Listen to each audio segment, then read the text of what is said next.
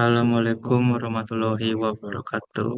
Selamat sore, Pak. Perkenalkan, kami dari kelompok 6. Di sini kami izin mempresentasikan mengenai proyek UTS kami, yakni visualisasi dan analisis dataset Netflix show and movie untuk kebutuhan produksi film.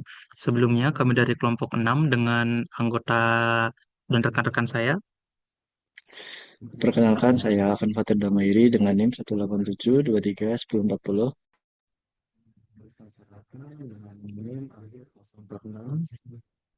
Saya Putu Bagus Anggir Wiguna dengan NIM akhir 048.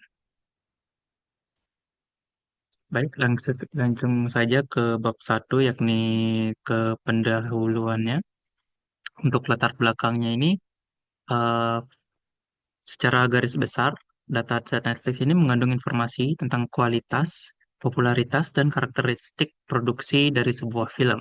Jadi dengan memproduksi visualisasi ini, kami bisa mengidentifikasi tren dan juga pola dan menentukan keberhasilan suatu film atau TV show. Apa saja yang mempengaruhinya, seperti durasi optimal, ataukah hubungannya dengan skor tertinggi, atau genre TV show yang cenderung bertahan lama, yang semuanya penting untuk strategi produksi dan investasi konten baru.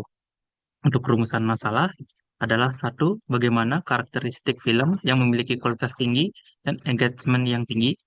Kedua, bagaimana tren TV show berubah seiring bertambahnya musim dan genre apa yang paling sering mencapai musim terbanyak. Yang ketiga, audiens target manakah yang menghasilkan TV show paling populer dan berkualitas. Dan untuk tujuan proyek ini, yakni adalah mengidentifikasi parameter produksi yang paling efisien dan menghasilkan film berkualitas tinggi, serta menentukan genre dan strategi untuk TV show dengan potensi retensi penonton dan kelanjutan proyek jangka panjang. Untuk manfaat proyek di sini kami memfokuskan pada sebuah produser movie, tapi selain itu juga ada bagi pengguna data, yakni untuk membantu dalam membuat keputusan investasi produk yang lebih terinformasi. Kemudian untuk organisasi seperti Netflix atau studio produksi untuk meningkatkan efisiensi alokasi anggaran dan mengurangi risiko produksi konten, dan juga bagi mahasiswa atau kita sendiri yang menerapkan teori visualisasi data dan analisis bisnis dalam studi kasus dunia nyata. Next. Untuk bab 2 tinjauan pustaka, di sini ada konsep visualisasi data yang secara garis besar adalah representasi grafis dari informasi dan data yang fungsinya untuk mengkomunikasikan data secara jelas dan efisien kepada pengguna. Lalu untuk jenis diagram penerapannya, di sini kami menggunakan 7 jenis diagram. Yang pertama ada KPI card, yaitu menampilkan rata-rata global dan season untuk menetapkan benchmark, lalu ada histogram, lalu ada bar chart, ada scatter plot, heat map, line chart, dan juga package bubble chart yang penerapannya nanti akan dilihat di bab 3. Selanjutnya adalah tool visualisasi data. Di sini kami menggunakan Python yang digunakan untuk pre-processing data, dan juga untuk visualisasi utamanya kami menggunakan Tableau. Untuk datasetnya kami menggunakan website Kaggle sebagai sumber dataset kami dengan judul Netflix TV Show and Movie yang dirilis pada bulan Juli 2022. Datasetnya bisa diakses di link tersebut dan memiliki jumlah record atau baris sebanyak 5.850 dan atribut atau kolom sebanyak 15. Untuk format datanya CSV, dan variabel yang akan kami gunakan untuk menganalisis dari 15 kolom tadi adalah sebagai berikut, seperti show type, release year, dan lain-lain. Itu untuk bab 3 akan dilanjutkan oleh teman saya. Oke, baik, selanjutnya kita akan masuk ke visualisasi dari movie. Dan di sini ada deskripsi dataset seperti arti dari sebuah atribut. Di sini ada berdasarkan atributnya sebagai ID, title, subtitle, description, privacy, dan lain-lain. Dan juga dengan deskripsi singkatnya seperti itu. Dan lain-lain. Selanjutnya kita akan masuk ke pengolahan data. Di sini ada pembersihan data seperti menganalisis value seperti informatono, di classification, dan dengan diisi nilai anom dan tanggung jawab kepolisian itu dengan jenis kosong. Jadi kita akan menggunakan input tersebut, dan kita akan menggunakan imputasi numerik, dan setelah itu kita akan konsisten yang lagi lalu diisi dengan nol, khususnya yang digunakan untuk baris yang bukan diisi. Kita akan menggunakan transformasi data, seperti data asli akan difilter dan dipisahkan menjadi dua dataset berdasarkan column type seperti movie atau data show. Semua ada di pembuatan visualisasi. Nah,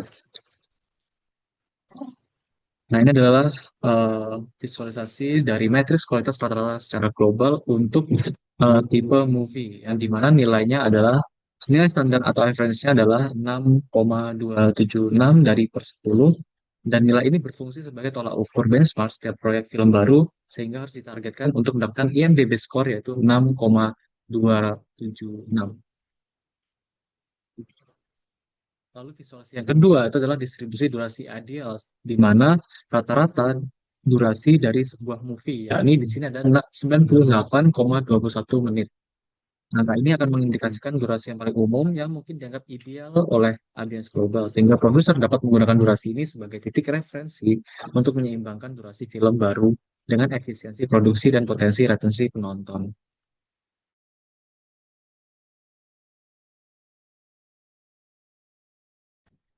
Lalu selanjutnya ada bar chart dari kualitas genre teratas. Di sini ada genre, kita bisa lihat genre yang paling besar adalah reality, disusul oleh documentation. Nah, bagian ini itu membandingkan rata-rata IMDb score dari 10 genre teratas untuk mengidentifikasi genre mana yang secara konsisten itu menghasilkan film-film berkualitas tinggi.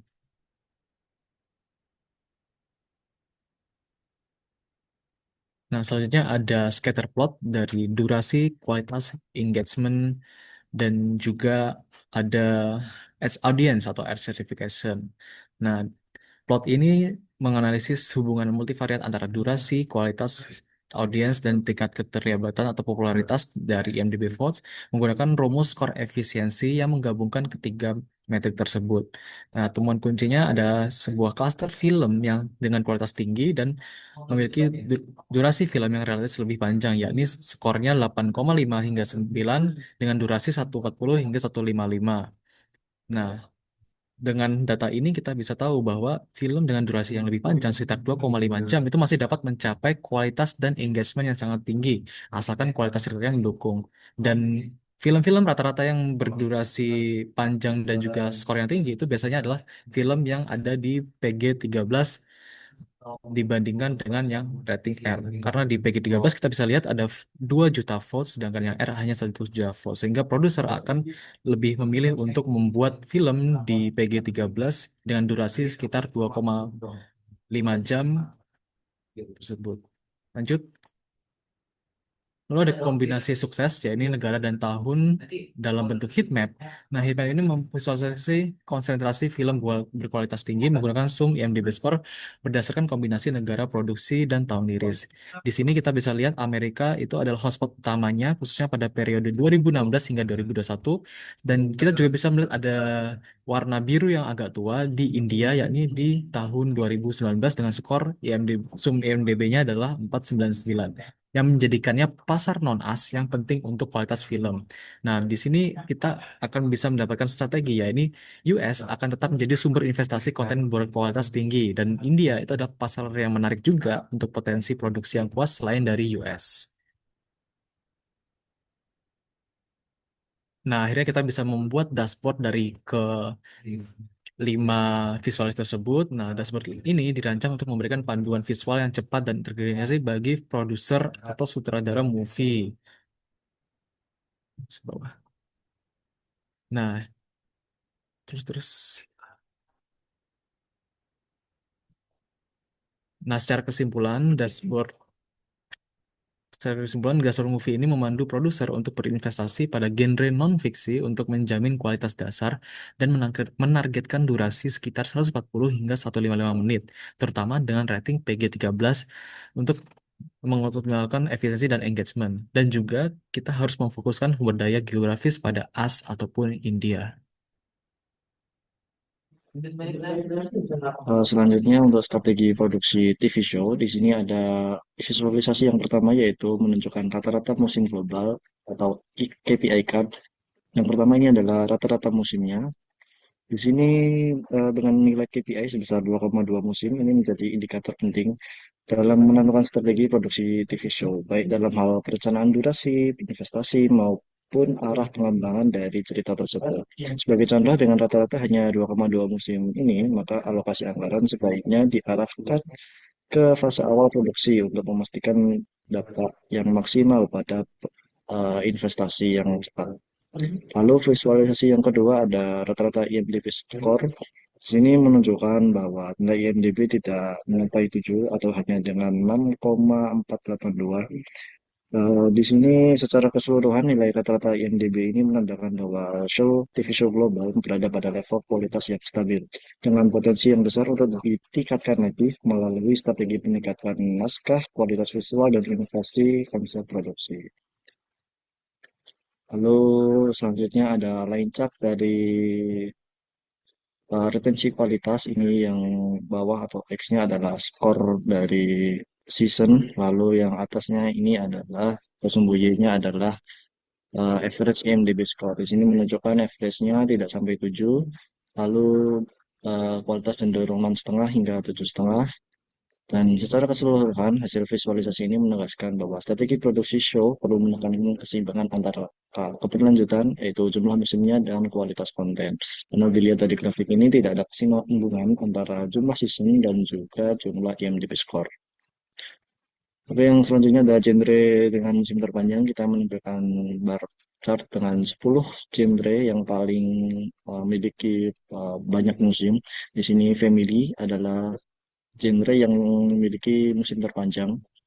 Jadi bisa dibuat strategi untuk membuat jika membuat genre family maka bisa membuat musim yang panjang juga. Lalu ini ada visualisasi berbentuk bubble chart. Di sini ada usia sebagai sumbu X-nya, lalu untuk sumbu Y-nya ada IMDb score untuk menunjukkan kualitas dari si TV show tersebut. Lalu besar si bubble chart-nya ini merupakan popularitas dari si TV show tersebut. Lalu untuk warnanya ini adalah menunjukkan kualitas ataupun IMDb score dari si TV show tersebut. Lalu di sini bisa terlihat bahwa TVMA atau sertifikasi yang menunjukkan film dewasa ini memiliki popularitas dengan kualitas yang tinggi, sehingga cenderung lebih populer dan mendapatkan penilaian yang lebih tinggi dari penonton. Lalu semakin tinggi batas usia di sini memiliki kecenderungan untuk semakin tinggi pula tingkat kualitas dan popularitas. Hal ini menunjukkan bahwa konten dengan tema yang lebih kompleks dan matang, misalnya drama, kriminal, atau thriller, untuk penonton dewasa memiliki daya tarik lebih besar daripada tayangan anak-anak. Nah, di sini kita memvisualisasikan menjadi dashboard yang di dalamnya ada 5 visualisasi yang sudah digambarkan pada gambar-gambar sebelumnya. Yang pertama, rata-rata musim. Hal ini menunjukkan bahwa keberhasilan sebuah show sangat ditentukan oleh performa awalnya, terutama musim pertama. Lalu gambar kedua, rata-rata kualitas global, itu ditunjukkan oleh gambar 3.5 di sini membuka peluang bagi produser untuk meningkatkan kualitas cerita, produksi, dan originalitas agar mampu mencapai skor yang lebih tinggi. Dan potensi kualitas per musim dari gambar tersebut menunjukkan bahwa kualitas show relatif stabil di tiap musim dengan beberapa fluktuasi minor, artinya show yang berhasil mempertahankan konsistensi cerita dan produksi. Kalau ada genre paling bertahan yaitu family, animation, dan reality, merupakan genre-genre yang bersifat universal dan mudah diterima lintas usia dan fleksibel secara konsep sehingga dapat diproduksi dalam musim yang banyak ataupun jangka panjang. Lalu pengaruh sertifikasi usia di sini show dengan atau dewasa memiliki tingkat kualitas dan popularitas yang lebih tinggi dibanding sertifikasi anak-anak seperti TVY ataupun TVG.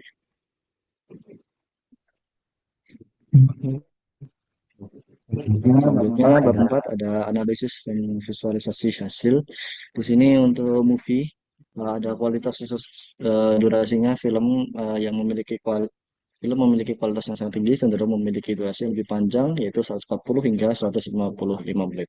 Lalu dominasi geografis, Amerika secara konsisten di sini menjadi hotspot dalam produksi film. Lalu referensi genre kualitas, genre non-fiksi seperti reality, dokumentasi, dan musik memiliki hasil yang konsisten dalam menghasilkan rata-rata skor IMDb yang tinggi. Lalu untuk TV show sendiri, durasi show biasanya pendek seperti hanya 2,2 musim, Ini menunjukkan bahwa durasi produktif relatif pendek dan keberlangsungan sangat bergantung pada musim awal ataupun performa awal. Lalu retensi kualitas stabil, di sini menunjukkan bahwa show cenderung stabil pada ukuran 6,5 hingga 7,5 skor IMDb dalam setiap musimnya sehingga tidak menunjukkan pola penurunan kualitas yang signifikan. Lalu ada genre yang paling bertahan lama yaitu genre family, animation, dan reality menunjukkan rata-rata jumlah musim yang tinggi. Ini mengindikasikan bahwa genre-genre tersebut lebih berdaya dalam jangka panjang. Lalu yang terakhir, preferensi audience. Di sini show dengan sertifikasi usia lebih dewasa memiliki popularitas dan kualitas yang lebih tinggi ditunjukkan oleh gambar 331 dalam bentuk bubble chart. Baik, untuk hubungan antara variabel di sini di movie bisa dilihat durasi, kualitas dan engagementnya terdapat korelasi yang positif antara durasi film, kualitas dan engagement. Lalu untuk kualitas genre dan efisiensi, di sini menunjukkan skor kualitas tinggi dan seringkali biaya produksinya yang lebih rendah yang kita lihat dari durasi tayangnya. Nah, untuk kualitas dan target audience, film berkualitas tinggi dengan rating PG-13 menghasilkan engagement yang lebih tinggi dibandingkan rating R dengan kualitas serupa.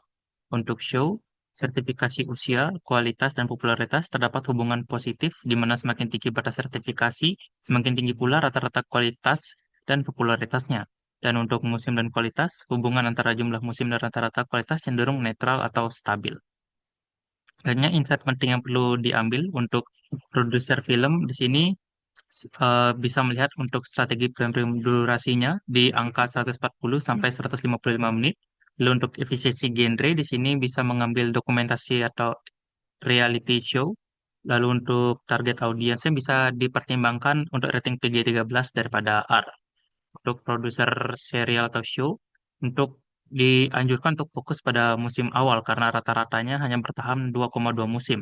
Dan untuk keuntungan konten dewasa di sini harus diprioritaskan bagian TVMA dan juga investasi jangka panjang genre diberikan saran untuk memilih genre family, animation, atau reality. Untuk evaluasi hasil visualisasi, sejauh ini visualisasinya sudah menjawab rumusan masalah yang tadi dipaparkan, baik dari karakter film, tren kualitas show, dan juga audiens target populer. Lalu bisa di skip aja. Untuk relevansi, di sini sudah menjawab semua, bahwa kelima jenis visualisasi sangat relevan untuk menjawab pertanyaan-pertanyaannya. Dan selanjutnya, untuk kelebihan proyeknya di sini adalah fokus strategi dan aksi nyata, analisis multivariat yang mendalam, dan juga struktur laporannya yang jelas. Untuk keterbatasan proyek itu adalah keterbatasan periode data, di mana dataset ini mencakup data hanya sampai Juli 2022, jadi datanya kurang lengkap. Lalu ada keterbatasan data finansial, di mana analisis efisiensi terbatas pada runtime yang seharusnya ada profitabilitas atau ROI. Lalu ada variabel keterlibatan yang terbatas, khususnya ke variabel engagement yang hanya diukur dari skor IMDb. Padahal bisa dilihat dari waktu tonton, tingkat drop off, dan lain-lainnya. Untuk rencana pengembangan, dibutuhkan untuk memperbarui dataset hingga tahun penuh, dan juga perlu ada integrasi matrix streaming yang menambahkan data-data baru yang sebelumnya bisa dijadikan tolak ukur. Sekian presentasi dari kami. Kami mohon maaf jika ada kesalahan kata. Kami tutup dengan wassalamualaikum warahmatullahi wabarakatuh.